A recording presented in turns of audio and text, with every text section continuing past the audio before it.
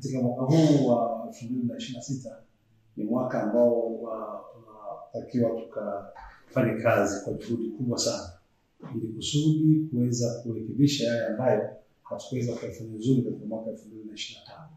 Na wakati tunaanza mwaka, tunaanza na matukio muhimu ya ndani ya mwezi wa kwanza. Sisi kama wananchi wa Bukombe tunatambua kwamba katika Januari hii shule za msingi na shule za sekondari zinakwenda kufunguliwa. Na tunapofungua shule maana yake tayari masomo yanaanza kwa watoto wetu. Wapo watoto ambao wanakwenda kuanza masomo kwa mara ya kwanza, ndio wapo wanaendelea na masomo yao. Na wapo ambao wanaingia kwenye vidato kwa mara yao ya kwanza. Napenda kutoa wito kwa wananchi wote wa Bukombe kuhakikisha kwamba watoto wao wote wanaripoti shuleni. Shule zitafunguliwa tarehe 13 mwezi wa kwanza. Na tunatarajia ndani ya wiki moja wanafunzi wote ambao wanakwenda kuanza darasa la kwanza na shule ya awali wamesharipoti shuleni. Lakini pia wanafunzi wote wanaanza kuanza kidato cha kwanza pia wamesharipoti shuleni. Natambua kuna wazazi na hasa watoto wa kidato cha kwanza huwa hawapendi kupeleka watoto shuleni kwa sababu mbalimbali. Sasa natoa muda wa wiki moja. Watoto wote wamesharipoti shuleni. Kinyume na hapo, tutaanza kumfuatilia mzazi, mtoto yuko wapi na anafanya nini. Mheshimiwa Rais amejitahidi sana kuhakikisha kwamba anawekeza, anatuwezesha na kutufanya tuweze kutekeleza majukumu yetu vizuri. Katika sekta ya elimu, wote ni mashuhuda. Tumeshuhudia majengo mengi yameweza kujengwa. Na hivi karibuni tumepata ajira nafasi za walimu ambao wanaajiriwa. Maana yake anakwenda kupunguza upungufu wa walimu uliokuwepo mashuleni. Sasa tunafahamu kwamba serikali yetu kupitia chama tawala imeshatangaza na inatekeleza elimu bure kuanzia shule ya msingi mpaka kidato cha 6. Najiuliza, una sababu gani ya kuacha mtoto asiende kusoma? Ninaombeni sana tuhakikishe kwamba tunamuunga mkono Mheshimiwa Rais. Na njia pekee kumunga mkono kuhakikisha kwamba tunapeleka watoto wetu waende kusoma ili fursa iliyopatikana ya elimu bure waweze kutumia vizuri. Lakini tutambue kwamba elimu ndio mkombozi wa maisha ya watoto wetu. Ndio urithi sahihi katika watoto wetu. Tunawapa watoto wetu maarifa. Tusipoteze fursa hiyo. Tuwe tuichangamkie. Na nirudie kwamba tunatoa muda wa wiki moja. Kuanzia tarehe 13 shule kufunguliwa. Wanafunzi wote ambao wanatakiwa kuripoti shuleni wafike shuleni na waanze masomo. Lakini pia Mheshimiwa Rais alishasema mtoto apokelewe hata kama hana uniform. Lazima aingie shule kusoma. Tutafanya utaratibu kuhakikisha kwamba anapata uniform apelekwe shuleni.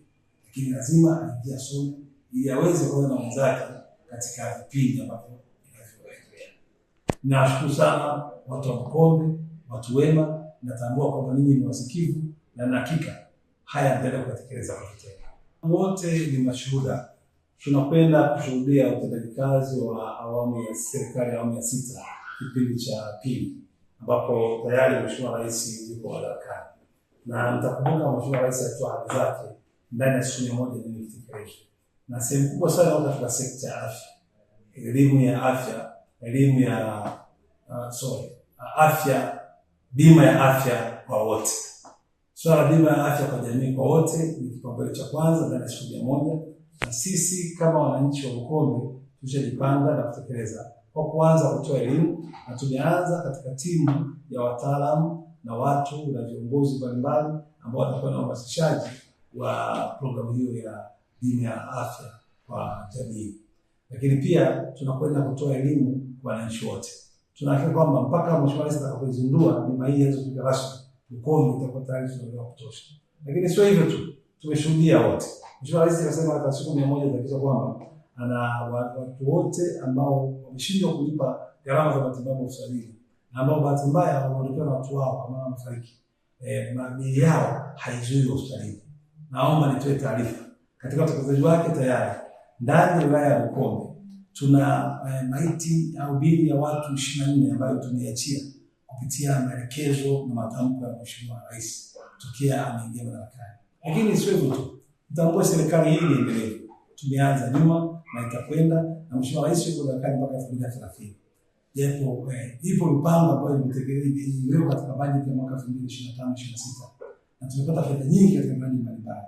Tupata fedha katika sekta ya elimu, tupata fedha katika sekta ya afya, lakini pia tunaenda kufungua barabara na ujenzi wa barabara, tunazo fedha katika huduma ya maji. Sisi kazi yetu kuhakikisha kwamba tunasimamia na utekelezaji wake unakwenda kwa kiwango kikubwa na miradi yote inakwenda kuisha kwa wakati. Tumelifanya hilo na mpaka sasa ndani ya wilaya yetu hatuna changamoto yoyote ya miradi ambayo inasuasua. Na hiyo ndio namna nzuri ya kuweza kuunga mkono katika utendaji wa kazi.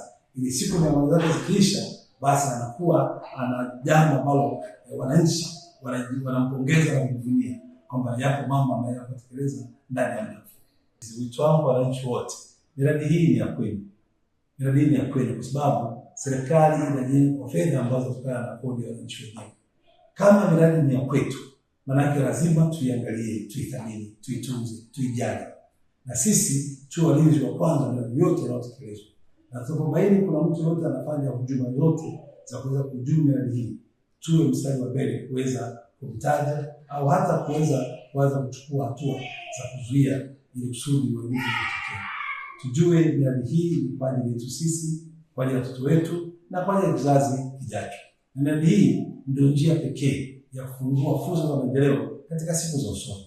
Tunapoweza kuilinda na kuijali, maana yake tunakamilisha maendeleo ya katika familia zetu, maendeleo katika jamii yetu na maendeleo kwa taifa kwa ujumla. Kwa hiyo naomba wito wangu katika usimamizi wa miradi hii tuitunze na kuhakikisha kwamba inadumu na inakaa katika kipindi ambacho ilikusudiwa. Rai yangu ya pili kwa wananchi wote wa wilaya ya Bukombe, tunatambua sisi tuna misimu miwili ya mvua. Msimu wa kwanza wa mvua ndio tunakwenda kumalizia, lakini bado tuna nafasi ya msimu wa pili ambao unakuja. Na niombe sana, tumebahatika, tumepata bahati kubwa. Mwaka huu hali ya hewa sio mbaya, ni nzuri. Na tukitumia vizuri, tunaweza kupata mazao mengi ya kutosha. Niwaombe sana, tutumie vizuri mvua hizo tulizonazo. Katika kipindi cha msimu wa pili wa mvua katika mwaka huu, tutumie vizuri. Tuweze kupanda mazao ambayo yanaweza yakastawi na kuvunwa ndani ya muda uliobakia.